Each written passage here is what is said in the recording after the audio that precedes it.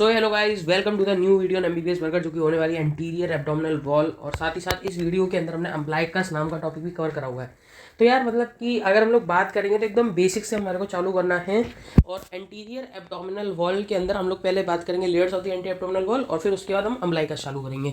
तो starting with the layers of anterior abdominal wall. Anterior abdominal wall के अंदर skin, superficial fascia, D fascia नहीं होती है, मसल लेयर होती है। मसल लेयर के अंदर आती है हमारे पास external oblique, internal oblique, transverse abdominis. ये एपोन्यूरोसिस क्या होता है? ये शीत होती है जो एब्डोमिनल मसल्स होती हैं या कोई मसल होती है, उसकी एक कंटिन्यूएशन पार्ट होता है, उसे क्या बोलते हैं हम लोग? एपोन्यूरोसिस बोलते हैं। तो वही चीज़ लिखी हुई है यहाँ पर, external oblique muscle, internal oblique muscle और ट्रांसवर्स एब्डोमिन, और उनके क्या हुए? कंटिन्यूएशन कंटिन्यूएशन कंटिन्यूएशन, यानी कि एपोन्यूरोसिस। फिर इसके बाद आता है यहाँ पर ट्रांसवर्स एलिस। कौन सा? Fascia transversalis, transversalis fascia, ठीक है। Extra peritoneal fat and parietal पे, मतलब पेरिटोनियल फिर आना चालू हो जाएगा, जो कि ऑब्वियसली एब्डोमेन के अंदर का पार्ट है। अब हम बात करते हैं यहाँ पर डीप फेसिया जो होती है वो एब्सेंट होती है। यहाँ पर डीप फेसिया एब्सेंट होती है, क्यों? क्योंकि यार हमारे को बल्जिंग, डिस्टेंशन, इस सबको अलाउ करना होता है प्रेगनेंसी, मील्स के टाइम पर। अब एक बहुत इंपॉर्टेंट क्वेश्चन आता है कि यार ये जो आपकी एंटीरियर एब्डोमिनल वॉल होती है, इसके अंदर फेसिया, डीप फेसिया क्यों एब्सेंट होती है? कौन कौन से? जैसे 2-3 मूवमेंट बता दो। तो 2-3 मूवमेंट आपके सामने आ गए कि मील्स के बाद जो डिस्टेंशन होता है, प्रेगनेंसी के टाइम पर, रेस्पिरेशन के टाइम पर, इस सब के लिए क्या होता है? जो फ्लेक्सिबिलिटी चाहिए होती है स्टमक को, फ्लेक्सिबिलिटी के लिए क्या चीज़ एब्सेंट कर दी हमने भैया? फ्लेक्सिबिलिटी के लिए क्या चीज़ एब्सेंट कर दी हमने? हमने एब्सेंट कर दिया डीप फेसिया। क्लियर है? अब हम लोग बात करने वाले अपने शॉर्ट नोट की, जो कि होने वाला हमारा अम्ब्लाइकस के ऊपर। एकदम बेहद ही आसान शॉर्ट नोट, सबसे एकदम मतलब एकदम ही आसान शॉर्ट नोट है, कुछ नहीं होता है इसके अंदर, ठीक है।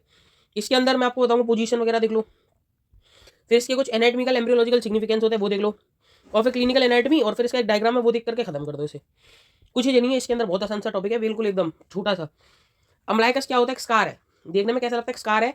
और सीधी बात है, तो आप लोगों को मालूम है कि ऐसा लगता है यहाँ से कुछ चीज कट हुई है। ओके, ऐसा लगता है कि यहाँ से कुछ चीज कट हुई है। तो it is the normal scar in the anterior abdominal wall representing the site of attachment of the umbilical cord to foetus. ऐसा लगता है कि अम्ब्लाइकल कॉर्ड यहीं से अटैच थी। ओके सर, कि सर अम्ब्लाइकस के बारे में इतनी बात समझ में आ गई कि अम्ब्लाइकल कॉर्ड का अटैचमेंट, यानी कि मदर का जो मदर फीटल का जो अटैचमेंट है, उसका एक सबूत जो है वो कौन देता है? अम्ब्लाइकस देती है। नॉर्मल स्कार है बॉडी के अंदर, नेचुरल स्कार है।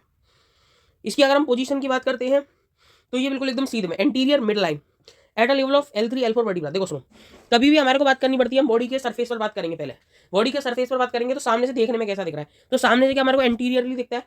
ऑब्वियसली सामने दिखेगा यार, और बीच में होता है तो मिड लाइन में होता है। और L3 और L4 वर्टिब्रा के लेवल पर भी बात करेंगे हम, वर्टिब्रास के लेवल पर, ठीक है। जब आप लोग अपने हायर स्टडीज के अंदर जाओगे तो कई बार ये अम्ब्लाइकस की डेविएटेड होती है, इसकी वजह से डिफरेंट तरीके के बीमारियां होती हैं, ठीक है। वो आपको पढ़ाएंगे आगे। In pediatric and geriatric age group, देखो देखो, इट इज स्लाइटली लोअर।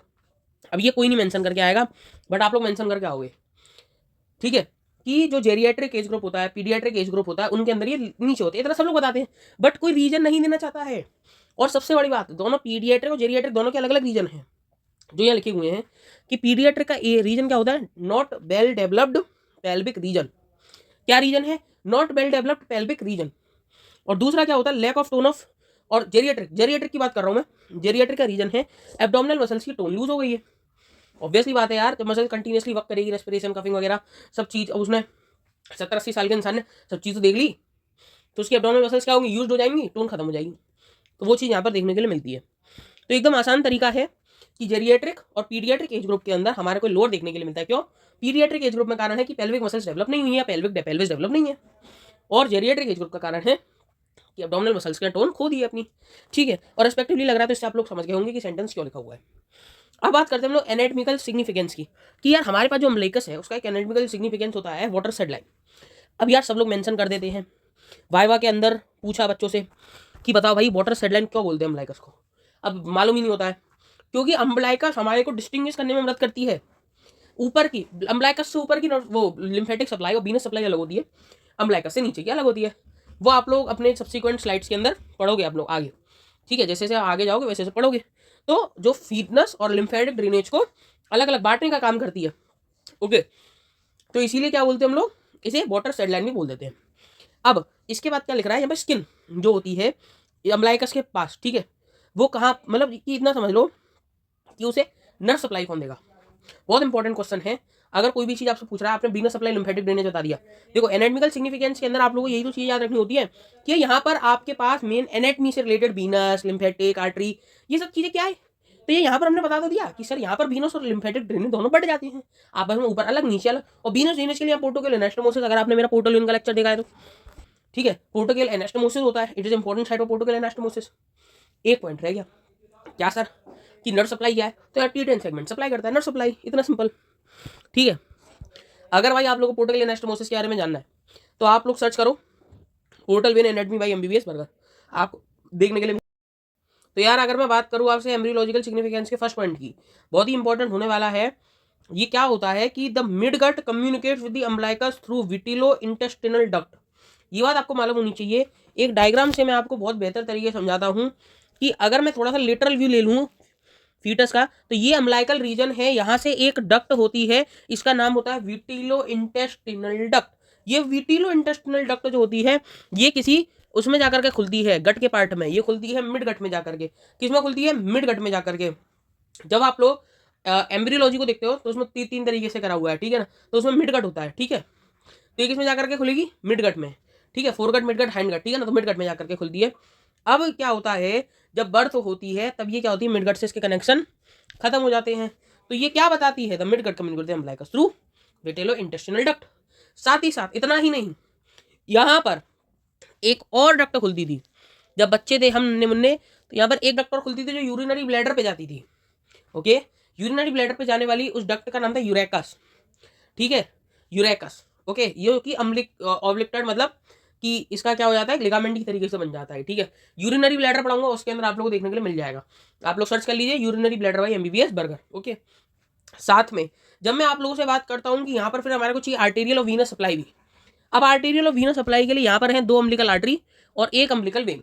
इतनी बात ध्यान रख लेना, बहुत इंपॉर्टेंट होने वाला है आप लोगों के लिए। 2 अम्बिलिकल आर्टरी यहाँ पर देखने के लिए मिलती हैं और 1 अम्बिलिकल वेन यहाँ पर आपको देखने के लिए मिलेगी, जो कि फीटस को प्लेसेंटा से कनेक्ट, एकदम सिंपल, ठीक है। तो एम्ब्रियोलॉजिकल सिग्निफिकेंस के अंदर हम लोगों ने यहाँ पर बस ये देखा कि कौन कौन से पार्ट यहाँ पर खुल रहे हैं, इतना सिंपल है, कुछ है इसके अंदर नहीं। अब क्लिनिकल एनाटॉमी लग तो खत्म, ठीक है। तो यार अगर आप लोगों से बोलता है एनाटॉमिकल सिग्निफिकेंस, आपको कुछ करना ही नहीं है, यहाँ पर वीनस सिस्टम और वाटर सेट लाइन है, पहला पॉइंट सबको याद होता है। दूसरा पॉइंट एकदम ही आसान है, नर्वस सप्लाई बता दो, T10 सेगमेंट है और पोर्टोकल एनास्टोमोसिस की साइट है, खत्म। और अगर आप लोगों से बोलते हैं एम्ब्रियोलॉजिकल सिग्निफिकेंस, कुछ है ही नहीं एम्ब्रियोलॉजी में, तो एम्ब्रियोलॉजी के अंदर आपको क्या करना है, आपको बता देना है कि यहाँ पर vitello intestinal duct mid gut में खुलती है, अलग अलग बीमारी होती है, ठीक है। जैसे मैकल्स डायवर्टिकुलम हो गया, मतलब कुछ पार्ट ऐसे बाहर निकला रह गया उसका मिडगट का, ये जो मिडगट है ना आपका, इसका कुछ पार्ट बाहर निकला रह जाता है, जैसे कि मैं आपको दिखा दूँ, ये कुछ पार्ट ऐसे करके बाहर आ गया, ये ऐसे थे नॉर्मल, बट ये ऐसे करके हो गया कुछ पार्ट, मैकल्स डायवर्टिकुलम। ये सब आप आगे पढ़ोगे सर्जरी में, पीडियाट्रिक्स में, तो ये यहाँ पर पढ़ने का है। बट अब मैं यहाँ पर मेनली आपसे जो क्लिनिकल एनाटॉमी की बात करने वाला हूँ वो कुछ इंपॉर्टेंट चीज़ है।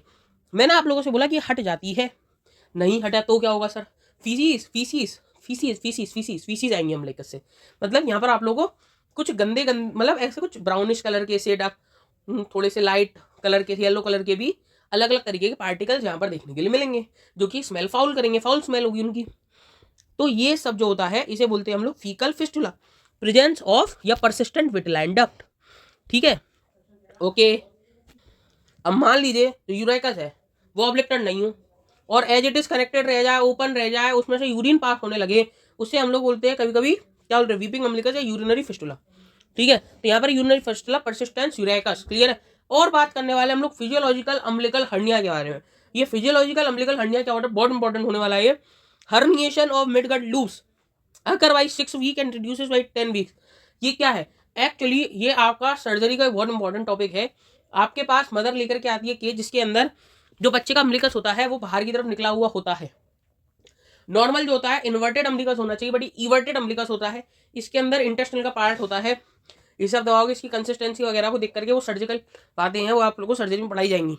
लगेगा कि ये इंटेस्टाइन का ही पार्ट है, एक्चुअली होता भी है, बट ये नॉर्मल होता है और 10 हफ्ते के बाद ये अपने आप कम होने लगता है, अपने आप गायब भी हो जाता है। ओके, तो ये नॉर्मल है। Herniation of midgut loops occurs by 6 weeks and reduces by 10 weeks. Simple है, कुछ नहीं है इसके अंदर, ठीक है, एकदम आसान है। अम्बलिकस आपका, अम्बलिकस के अंदर कुछ भी हार्ड नहीं है। नेक्स्ट बात करते हैं सुपरफिशियल फेसिया। हमने बात करी डीप फेसिया नहीं है, बट सुपरफिशियल फेसिया तो है। ये जो सुपरफिशियल फेसिया होता है ये बड़ा इंपॉर्टेंट होने वाला है, बट उससे पहले एक सेकंड कुछ डायग्राम रहेगा आपके यहाँ पर अम्बलिकस के। जैसे कि देखो ये एक डायग्राम है अम्बलिकस का, जिसके अंदर आपको ऑब्लिक्टेड अम्बलिकल वेन है, ऑब्लिक्टेड अम्बलिकल आर्टरी है दो, ये जो बाद में लिगामेंट बन गई देखो, ठीक है। और ये यूरेकस, मैं आपको बोल रहा हूँ ना, यूरेकस रह जाता है, अम्बिलिकल लिगामेंट बोलते थे, मीडियन अम्बिलिकल लिगामेंट। क्या बोलते थे? Median umbilical ligament. अब ये एक इंपॉर्टेंट बात है इसके अंदर, मीडियन अम्बिलिकल लिगामेंट के अंदर अगर इसके अंदर सिस्ट डेवलप हो जाती है, उसे बोलते हैं हम लोग ये क्या इसे बोलते हैं हम लोग सिस्ट। ठीक है, इसके अंदर सिस्ट होती है, बहुत पेनफुल होती है। ठीक है, उसे यूरेकल सिस्ट बोलते हैं। ठीक है, just for information, not more than that. Faecal fistula देख लो इस तरीके से होता है, और मैंने बता दिया आपको यूरेकस इस तरीके से खुला रह जाएगा। ठीक है, तो अब हम लोग बात करने वाले हैं यहाँ पर सुपरफिशियल फेसिया। ऊपर से लेकर के नीचे तक सुपरफिशियल फेसिया कैसा होता है? कंटिन्यूस होता है। बट ASIS आप लोग समझना चाहिए, एंटीरियर सुपियर आइलेक्स स्पाइन, ये आप लोगों को हिब्बोन की एनाटॉमी के अंदर मिल जाएगा।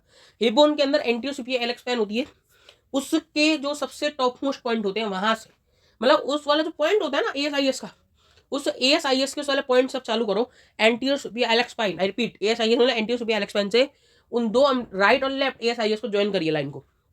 उसके नीचे से सुपरफिशियल फेसिया दो पार्ट में चलता है, एक होता है फेसिया ऑफ कैम्पर, दूसरा होता है स्कारपास फेसिया। कई बार स्कारपास फेसिया से MCQ आता है, इसलिए स्कारपास फेसिया पढ़ना बहुत इंपॉर्टेंट है। शॉर्ट नोट भी आता है। जितनी नॉलेज लिखी हुई है काफ़ी तो नहीं है, कुछ पेरिनियल पाउचेस के अंदर भी आप लोगों को इन्फॉर्मेशन के लिए मिलेगी, बट तब भी जितनी दी गई है बेसिक मजबूत करने के लिए काफ़ी है। अगर मैं बात करता हूँ फेसिया ऑफ कैम्पर की, तो ये एक फैटी लेयर की तरीके से काम करता है। कैसे? फैटी लेयर की तरीके से। Okay, it is just like a fatty layer, nothing more than that. Okay, continuous with the superficial fascia of the adjoining part of the body, मतलब ऊपर से superficial fascia as it is आ रहा है, ये उसी का कंटिन्यूएशन ही तो है, तो वही लिख रहा है इसके अंदर। इन पेल्विस देखो पूरे ये, और जितना उसका ड्यूरेशन है सब जगह ये कैसा रहेगा? फैटी रहेगा। क्यों? यहाँ पे लिखा हुआ है सुपरफिशियल फैटी लेयर, देखिए सुपरफिशियल फैटी लेयर यहाँ लिखी हुई है। बट आप लोगों को याद रखना है, पेल्विस में इसके साथ क्या होता है? इसका फैट गायब हो जाता है, devoid of fat. But in scrotum it is replace by, और एक मसल इससे रिप्लेस कर लेती है स्क्रोटम के अंदर। उस मसल का नाम बताइए? Dartos muscle. याद रखना मसल का नाम डार्टोस मसल, उस मसल का नाम है जो इसे रिप्लेस कर लेती है। एक मिनट रुकिए आप। हाँ, तो इसे कौन सी मसल रिप्लेस कर लेती है? डार्टोस मसल रिप्लेस कर लेती है। Okay, now moving on to the next, Scarpa's fascia, very important fascia, बहुत MCQ आता है इससे। आप लोगों को मैं इतना बता दूं कि इसका अटैचमेंट आप देखते चलिए, ये ऊपर से चालू हुआ, सुपरफिशियल फेसिया का कंटिन्यूएशन है, ये भी ऊपर से चालू हुआ, जुड़ेगा, बीच में जुड़ता है लीनिया एल्बा पर। कहाँ जुड़ता है? बीच में लीनिया एल्बा पर जुड़ता है। ठीक है, पर बहुत छोटे ड्यूरेशन के लिए, थोड़े, क्योंकि अम्बिलिकस से लीनिया एल्बा बहुत कम के लिए नीचे पेरिनियम आ जाएगी। ठीक है, तो ये लीनिया एल्बा तक जुड़ता है। क्लियर है? और सबसे बड़ी बात, ये फैटी लेयर नहीं, मेम्ब्रेन है। कैसा है? मेम्ब्रेन टाइप है, ध्यान से पड़ेगा, मेम्ब्रेनस है। और बीच में किससे जुड़ता है? लीनिया एल्बा से जुड़ता हुआ चलता है। लीनिया एल्बा क्या है नीचे मालूम पड़ जाएगा, ठीक है, उसका टेंशन ना लीजिए आप। अब हम लोग बात करते हैं below it crosses the inguinal ligament and gets attached to the fascia lata. ये बहुत इंपॉर्टेंट है। इंग्विनल लिगामेंट जो होता है एक्सटर्नल ऑब्लिक मसल का एपोन्यूरोसिस होता है। यहाँ पर आप देखिए इसे, अगर आप इसे देख पा रहे हैं तो यहाँ पर ये है हमारे पास इंग्विनल लिगामेंट। इस इंग्विनल लिगामेंट के नीचे ये अटैचमेंट पाता है किससे? फेसिया लाटा से। किससे अटैचमेंट पाता है? फेसिया लाटा से। हमारे को केवल क्या देखना है? इसके अटैचमेंट देखने हैं, क्योंकि अगर इसके अटैचमेंट देख लिए तो ये समझ लो स्कारपास फेसिया हमारा कवर हो गया। हमने मिडिल लाइन देखा कि सर बीच में लीनिया एल्बा है, ये देखो, और जैसे ही ये इंग्विनल लिगामेंट को क्रॉस करता है, इसे कवर कौन करता है? इसे किससे अटैच होता है? किससे अटैच होता है? फेसियल लाटा से अटैच होता है। अब यहाँ होल्डन्स लाइन दिख रहा होगा, ठीक है, वो जिस लाइन पे अटैच होता है उसे होल्डन्स लाइन कहते हैं, वो आगे बताएंगे आपको। The fascia covering the base of the glands is called the Buck's fascia. ये क्या है? देखिए, अगर ये फेसिया है, आप अपने आप ही महसूस करिए, अगर आप बॉय या गर्ल जो भी हैं, आप चेक करिए कि अगर आपके, मैं बोलूँ कि अम्बिलिकस से मान लीजिए थोड़ी देर के लिए, अम्बिलिकस से चालू हुआ और नीचे की तरफ जा रहा है, अब नीचे की तरफ जा रहा है, चढ़ाते चलिए से ऊपर की तरफ, आपके पास क्या ये देखिए बॉडी के अंदर ही देखिए, क्या ये ग्लैंड्स पेनिस तक चढ़ जाएगा? नीचे तक जाएगा तो ग्लैंड्स पेनिस चढ़ेगा? नहीं चढ़ेगा। तो ग्लैंड्स पेनिस के बेस तक जाता है। कहाँ तक जाता है? ग्लैंड्स के बेस तक जाता है। इसे बोलते हैं हम लोग वहां पर जब ये अटैचमेंट पाता है, इसे बोलते हैं बक्स फेसिया। नाम चेंज हो रहा है, नाम चेंज हो रहा है केवल, देखिए, ठीक है। तो इतनी बात है, बीच में पाएगा लीनिया एल्बा से अटैचमेंट पाएगा। अगर इंग्विनल लिगामेंट को क्रॉस कर गया तो ये फेसियल लाटा से अटैचमेंट पाएगा। ग्लैंड्स पेनिस खुद ही रुक गया, जाकर के क्या बना करके रुक गया? बक्स फेसिया। ठीक है, इतना सिंपल है। और हम लोग बात करते हैं स्क्रोटम पर। अब ये नीचे भी तो उतरेगा, राउंड करा, ठीक है, पूरे पेनिस को कवर करा और नीचे स्क्रोटम पर उतरा। बट स्क्रोटम पर बोला तुम रुक जाओ, तुम नहीं जा सकते हो, तुम्हारा यहाँ से नाम बदल देंगे हम, तुम्हारा नाम कर देंगे हम क्या? Colles fascia. तो नीचे की तरफ it gets continuous with the superficial layer of perineum called Colles fascia. अब कई लोग क्या बोलते हैं कि यार ये कहीं ना कहीं, मतलब कई लोग कंफ्यूजन होता है कि कोलिस फेसिया उसके ऊपर चल रहा है। नहीं भाई, कोलिस फेसिया जो होता है वो पेरिनियम की सुपरफिशियल लेयर उसके साथ कंटिन्यूस, मतलब उसमें जाकर के जुड़ जाता है, ठीक है। इतना बात ध्यान रखिएगा। ये देखिए ये स्क्रोटम है, स्क्रोटम के इस वाले लेयर के साथ कंटिन्यूस हो जाएगा, इसका नाम क्या होता है, कोलिस फेसिया। क्लियर है। नेक्स्ट, अब हम लोग अगर नेक्स्ट बात करते हैं, the line of attachment of the Scarpa's fascia with the fascia lata is called the Holden's line. पहले बता दिया कि होल्डन्स लाइन क्या होती है, जहां पर फेसियल लाटा के साथ ही अटैचमेंट पाएगा, जहां पर ये फेसियल लाटा के साथ स्कार्पस फेसियल लाटा के साथ अटैचमेंट स्कार्पस, उसे बोलेंगे होल्डन्स लाइन, ठीक है। इतना सिंपल है। अब देखिए मसल्स ऑफ एंटीरियर एब्डोमिनल, कोई ना पूछता है, कोई नहीं पूछेगा, केवल इसमें से एक्सटर्नल ऑब्लिक मसल पूछेंगे, थोड़ा बहुत पूछा दो, और रेक्टस एब्डोमिनस, वरना इंटरनल ऑब्लिक वगैरह कोई नहीं पूछता, बट इनके कुछ जनरल पॉइंट्स है वो पूछते हैं, ठीक है। तो मैं आपको बता दे रहा हूँ, अगर कभी किसी के मान लीजिए पूछ भी लिया, कभी आप लोगों से वाइवा वगैरह में पूछ लिया, हो गया वाइवा जिस दिन अच्छा खासा होना था उस दिन हो गया, तो उस दिन आप लोगों को कम से कम थोड़ा बहुत बताने लग रहा हो। इस तरीके 3 फ्लैट मसल्स होता है, 2 वर्टिकल मसल्स होता है, याद रखिएगा। 5 पेयर्स मसल का होता है, 3 फ्लैट है, 2 वर्टिकल है। 2 वर्टिकल का मतलब समझ गया, 5 फ्लैट का मतलब समझ गए होंगे। अब ये जो सही 3 फ्लैट मसल का मतलब समझ गए होंगे। ये 3 फ्लैट मसल के नाम देख लीजिए, external oblique, internal oblique, transverse, abdominis, तीनों के नाम ऊपर थे, उनके एपिनोडोर्स ही बताए थे। अगर हम 2 वर्टिकल मसल का नाम लेंगे, 2 वर्टिकल मसल थे रेक्टस एब्डोमिनस एंड पिरामिडलिस, ठीक है, एकदम आसान है। अब यहाँ पर देखिए आप थोड़ा सा एक्सटर्नल ऑब्लिक को देखिए। एक्सटर्नल ऑब्लिक का फ्लैसी मसल होता है, इसका जो ओरिजिन है वो सुपरफिशियल है टू दी ये रिप्स से। रिप्स को आप मानिए रेफरेंस, रिप्स को आप रेफरेंस मानिए तीनों फ्लैट मसल के लिए, रिप्स को रेफरेंस मानेंगे उससे आराम से हो जाएगा। रिप्स के सुपरफिशियल होता है by 8 slips of the outer surface of lower 8 ribs, ठीक है। फ्लैसी स्लिप्स का मतलब क्या होता है, सेरेटस एंटीरियर के स्लिप से, ठीक है। 4 स्लिप किसके लेंगे, सेरेटस एंटीरियर के, और 4 स्लिप लेंगे लेटिसमस डॉर्साई के। तो 8 स्लिप से इसका ओरिजिन होता है। कितनी स्लिप से ओरिजिन होता है, 8 स्लिप से। 8 स्लिप में से 4 स्लिप सेरेटस एंटीरियर की, 4 स्लिप किसकी हैं, लेटिसमस डॉर्साई की। एकदम ही सिंपल होने वाला एक्सटर्नल ऑब्लिक, इतना सिंपल है। और इंसर्शन की बात करेंगे तो इंसर्शन कहाँ होगा इसका, anterior 2/3 of the iliac crest. Iliac crest देखें आप, आइलक क्रेस्ट पर जाकर anterior iliac crest, anterior iliac crest, ऐसे आएगा एंटीरियर आइलक क्रेस्ट, ठीक है, एंटीरियर पार्ट पे आइलक क्रेस्ट पर, ठीक है। बाई एपोन्यूरोसिस इनटू जिफर्ट प्रोसेस, और पूरी तरीके से बीच से अपना वो इंसर्शन लेता हुआ। देखो सुनो, कुछ याद नहीं रहे, एक याद रख लो, लीनिया एल्बा, तीनों के लीनिया एल्बा पर अटैचमेंट मिलेगा ही मिलेगा, ठीक है। देखो लीनिया एल्बा, इंटरनल ऑब्लिक का भी लीनिया एल्बा, और ट्रांसवर्स एब्डोमिनस का भी लीनिया एल्बा, तीनों कॉमन है, तीनों बहुत आसान होने वाला है। लीनिया एल्बा, एक बात याद रखो, एक्सटर्नल ऑब्लिक कहाँ जा रहा है, जिफर्ट प्रोसेस पर भी जा रहा है, pubic symphysis, pubic crest and perineal line, याद रख सकते हो तो रख लो, पेक्टिनियल, सॉरी पेरिनियल नहीं, पेक्टिनियल लाइन है, याद रख सकते हो रख लो, नहीं तो 2 काफी है। कि मैंने बोला आपसे इलियक क्रेस्ट पर, जिफर्ट प्रोसेस पर, और लीनिया एल्बा काफी है। नहीं पूछेगा यार, कितना पूछेगा तुमसे, तुमने कुछ पूछना है उसे। और फिर नर्व सप्लाई की बात करेंगे, बहुत आसान तरीके से बता दे रहा हूँ, तीनों की nerve supply T7 to T12 कैसी होती है, T7 to T12 होती है। देखो बस अब ये जो 2 नीचे वाली इनमें एक्स्ट्रा आ जाती है L1 L1, ठीक है। क्यों, क्योंकि ये जो होता है कोस्टल मार्जिन से बिगिन होती है ना ये नीचे, मतलब अब उसे छोड़ो क्यों हो जाती है, इतना समझ लो कि रिप्स के सुपरफिशियल है, इसीलिए L1 को पकड़ नहीं पाती है, काफ़ी सुपरफिशियल मसल है, इसलिए L1 को पकड़ नहीं पाती है। ये थोड़ी सी डीप है, इसके नीचे है ना, तो ये पकड़ लेती है। तो अब बात करते हैं इंटरनल ऑब्लिक का। इंटरनल ऑब्लिक के लिए हम याद रखाए थे आपको, एक्सटर्नल ऑब्लिक के लिए क्या बोले थे, रिप्स को पकड़ लो। अब रिप्स को पकड़ोगे तो रिप्स के अंदर आपको देखने के लिए क्या मिलेगा कि सुपरफिशियली कौन चल रहा है, रिप्स के सुपरफिशियल चल रही है आपकी एक्सटर्नल ऑब्लिक मसल, और रिप्स के नीचे, रिप्स से भी तो किसी का अटैचमेंट होगा, रिप्स की कोस्टल मार्जिन से, ठीक है, किसी का अटैचमेंट होगा नहीं होगा। मान लो ये आपकी रिप्स है, रिप्स के ऊपर कोई निकल गया, रिप्स के साथ कोई निकलेगा, और रिप्स के नीचे से कोई निकलेगा, यही तो होता है। तो रिप्स के साथ निकलता है इंटरनल ऑब्लिक, कौन निकलता है, इंटरनल ऑब्लिक। तो देखिए मतलब हम केवल क्या बोले, इंटरनल ऑब्लिक इसका रेफरेंस है, क्या है, रेफरेंस है, बट एक्चुअली ये निकलता है intermediate area of the iliac crest से। अभी आप देखोगे इसका एक्चुअली इंसर्शन होता है, ये उल्टा है। अब एक बात और याद रखना आपको, ये उल्टा है, ये एक्सटर्नल ऑब्लिक का उल्टा चलता है ये। इसका इंसर्शन कहाँ मिलेगा, इसका इंसर्शन जो होगा वो मिलेगा आपको रिप्स में। हम गलत नहीं बोले, हम बोले रिप्स में। वो कहाँ से बिगिन हो रहा है, वो रिप्स के ऊपर से बिगिन हो रहा है। एक्सटर्नल ऑब्लिक देखो सिंपल बता दे एकदम, एक्सटर्नल ऑब्लिक कहाँ से बिगिन हो रहा है, रिप्स के ऊपर से बिगिन हो रहा है, ठीक है, रिप्स के ऊपर या सुपरफिशियल ऊपर बिगिन हो रहा है। इंटरनल ऑब्लिक कहाँ पे इंसर्ट हो रहा है, रिप्स पे इंसर्ट हो रहा है, रिप्स पे इंसर्ट हो रहा है, ठीक है, एकदम सिंपल है, उल्टा है दोनों। एक्सटर्नल ऑब्लिक इंसर्ट कहाँ होता है, इलियक क्रेस्ट से। कहाँ इंसर्शन ले रहा था, इलियक क्रेस्ट होता है, तो इलियक क्रेस्ट पे इंसर्शन होता है। ये बिगिन कहाँ से हो रहा है, ये इलियक क्रेस्ट से बिगिन हो रहा है, ठीक है। Intermediate area on the iliac crest, iliac crest पढ़ेंगे 3 एरिया होता है, एंटीरियर, इंटरमीडिएट, पोस्टीरियर, ठीक है। तो ये बात यहाँ पर आ गई आपके पास। और अगर हम लोग बात करते हैं इंटरनल ऑब्लिक इंसर्ट कहाँ होता है, रिप्स पे इंसर्ट होता है, और लीनिया एल्बा पर, और कहाँ इंसर्ट हो रहा है, लीनिया एल्बा। और भाई अगर आप लोग याद रख सकते हो प्यूबिक क्रेस्ट तीनों में कॉमन है, देखो ये रहा प्यूबिक क्रेस्ट और पेक्टिनियल लाइन भी कॉमन है। भाई इतना मत याद रखो, इतना झंझट वगैरह मत पालो, ठीक है, हो जाता है, आराम से हो जाएगा, ठीक है। तो यार बात करते हैं हम लोग ट्रांसवर्स एब्डोमिनिस की। दोनों मसल्स को कॉन्ट्रैक्ट करता है। कैसे कॉन्ट्रैक्ट करता है बताते हैं।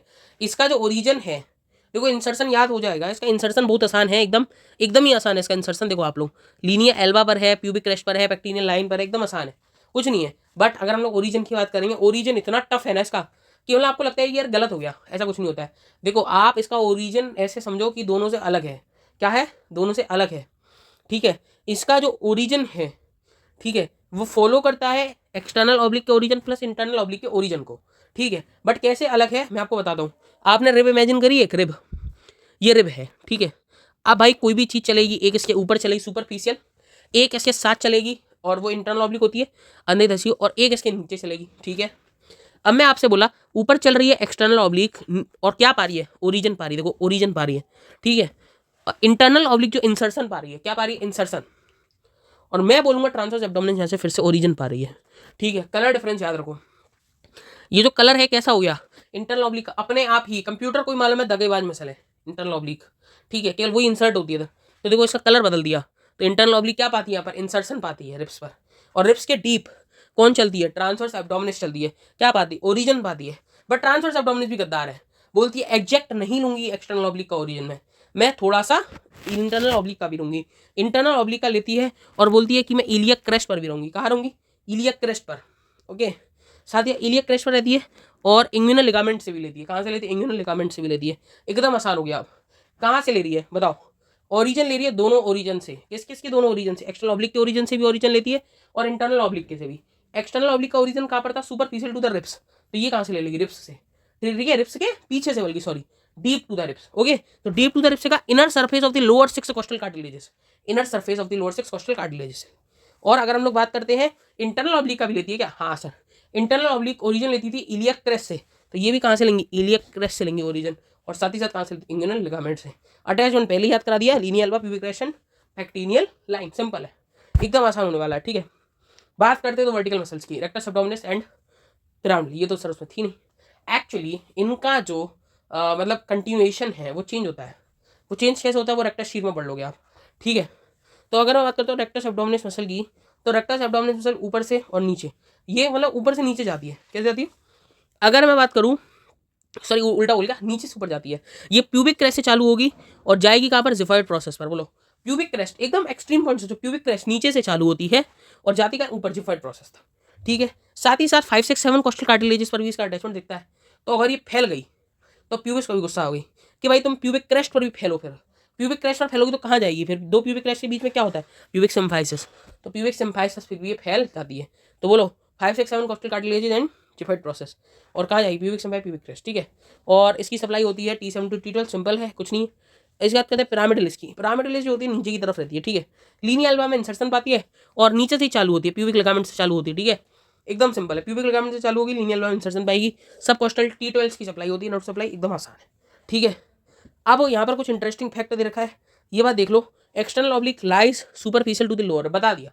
इसलिए मैंने आपको तरीके से पहले से याद करा था कि अब ये कोई इंटरेस्टिंग फैक्ट इंटरेस्टिंग ही ना लगे, ठीक है। तो internal oblique attach to the costal margin and transverse abdominis lie deep to the lower ribs.